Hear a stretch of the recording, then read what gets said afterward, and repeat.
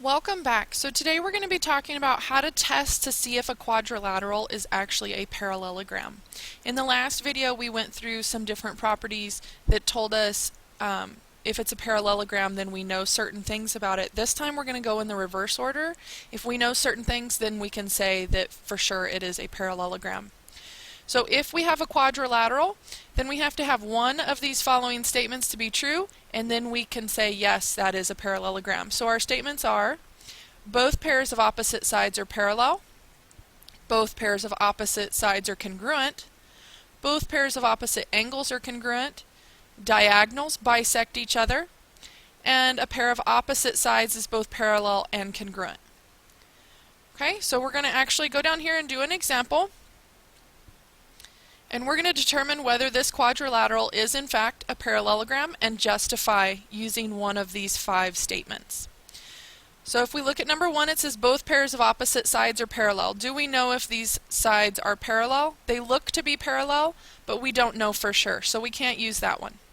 The next one says both pairs of opposite sides are congruent. Do we know if those sides are the same length? They look to be the same, but we don't know for sure, so we can't use that one. The third one says both pairs of opposite angles are congruent. We do have angle measures here, so if we look at the opposites, they are congruent. So we can indeed, in fact, say that this is a parallelogram. So both pairs of opposite angles are congruent. Therefore,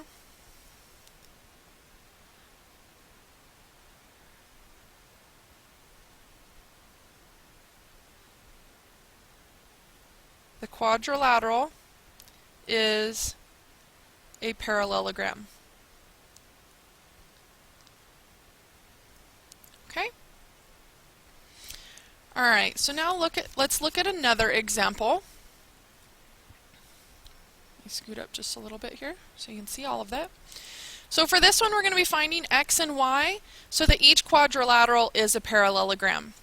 So for this one, if you notice we don't have any angles, we just have some side measurements. So if we come back over here to our different statements, if we have sides, we can use parallel sides or we can use opposite sides. In order to do parallel, we would have to know coordinates.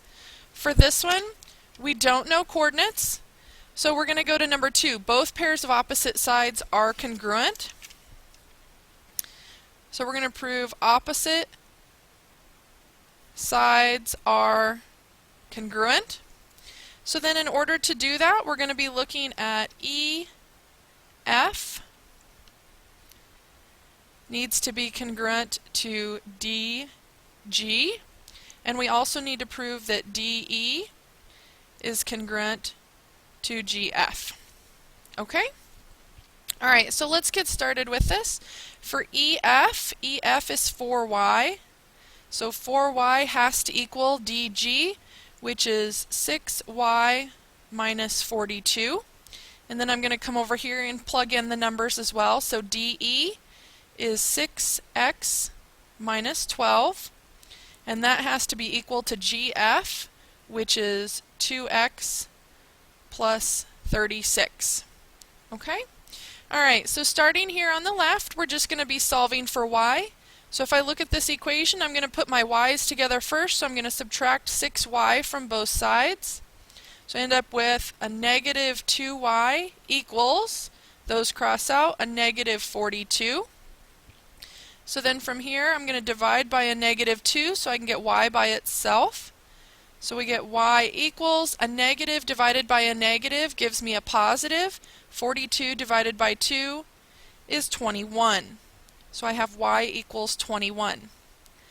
So then on this side, I'm going to be solving for x. So I want to get my x's together. I'm going to subtract 2x from both sides.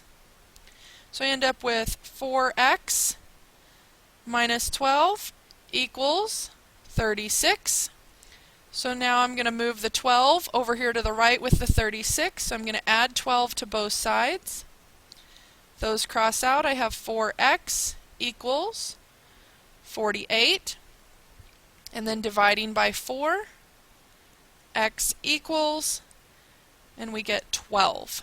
So it asked me to find x and y so that the quadrilateral is a parallelogram.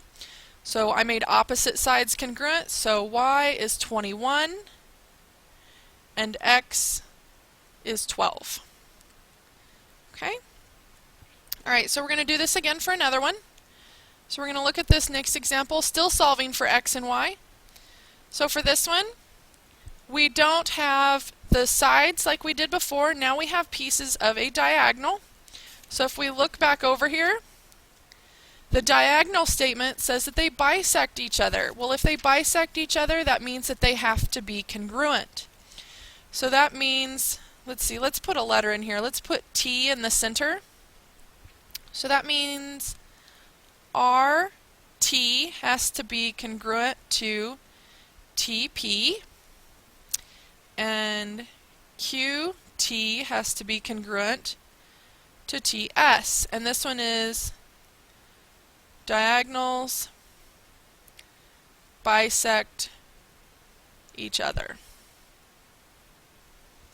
Okay, so if those diagonals bisect each other, then we can say yes, it's a parallelogram. So let's go ahead and plug in some values here. So for RT, it tells us that is x. So x equals TP, that's this piece, that's 5x minus 28. And then coming over to this side, we have QT, that's this piece, and it says it's 5y, equals TS, which is this piece.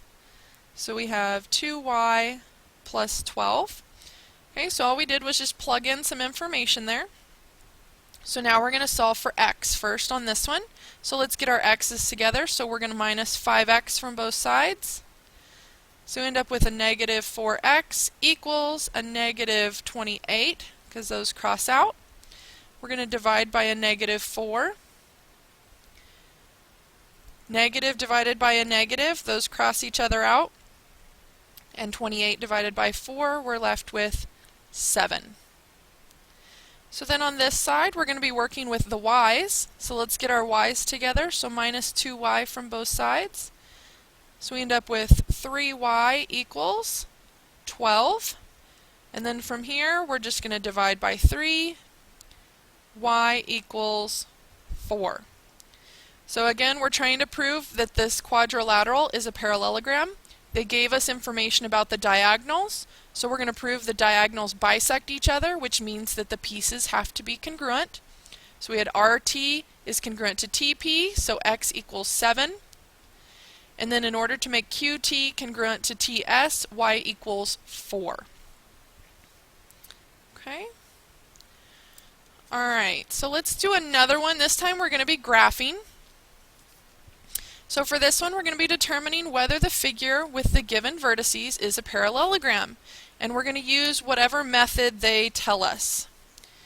Okay, so for this first one, we have A is at 3, 3, B is at 8, 2, C is at 6, negative 1, D is at 1, 0. And they tell us to use the slope formula.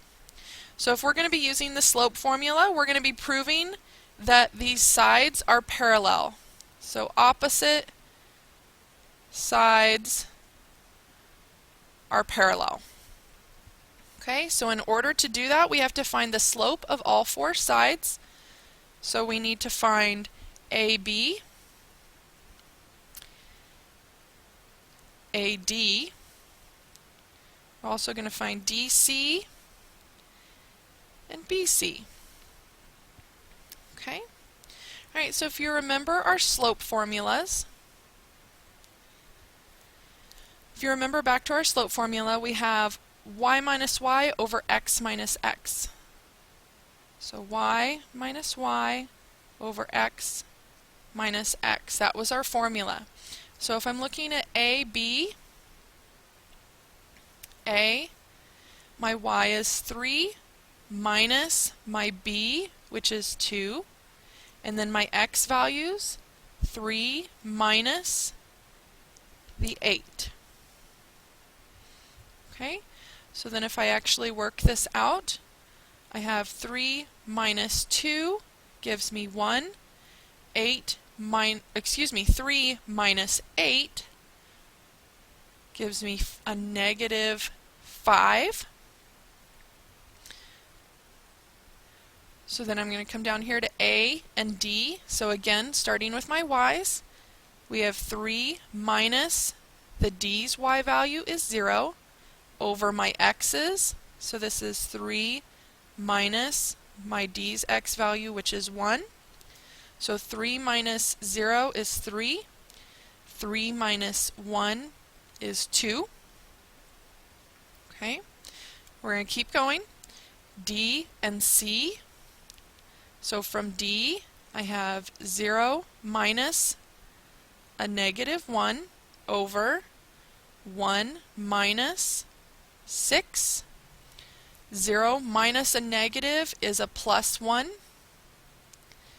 And 1 minus 6 is a negative 5. Okay, let's keep working with BC this time. So starting with my y's, B is 2 minus the c's y is a negative 1 over my x's, which is 8 minus 6. So 2 minus a negative 1, that's 3. 8 minus 6 is 2. Now that we have all the slopes, we can look at these and see if they are in fact parallel. So A, D, and BC. A, D, and BC. Their slopes are the same. So AD is parallel to BC. And then we're going to look at AB and DC. AB is a negative 1/5. DC is also a negative 1/5. So we can say AB is parallel to DC. So since we have opposite sides are parallel, so we have our parallelogram A, B, C, D.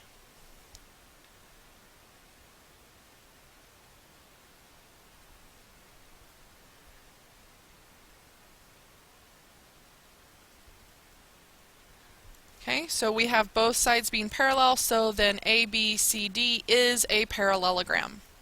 Okay. Alright, so then we're going on to this next one. So here, they're asking us to find out if this is in fact a parallelogram using distance and slope. Okay, so I want you to try this one on your own. Distance and slope, and we're actually going to go over this in class tomorrow. Okay, so I want you to try this one. You're going to be using distance and slope. So that means you're going to be using a pair of opposite sides is both parallel and congruent. Okay, so you're just going to pick one pair of opposite sides and you're going to find out if they are parallel and congruent. And again, we are going over this in class tomorrow, so make sure you bring that completed. That's all for today. Have a great evening, and I'll see you in class tomorrow.